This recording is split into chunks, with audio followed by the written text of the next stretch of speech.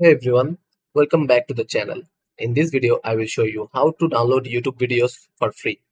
No premium required. Let's start by opening YouTube app and searching for the video you want to download. You can use the YouTube mobile app or visit youtube.com in your browser. Now scroll down below the video. If the creator has enabled downloads, you will see a download option next to like and share. Tap on download.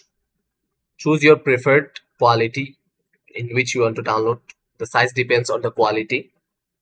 Once download, you can find the video offline by going to library and then downloads in the YouTube app or browser.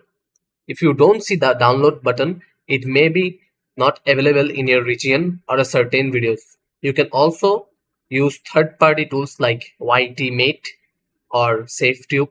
Just be cautious with ads and pop-ups. And that's it.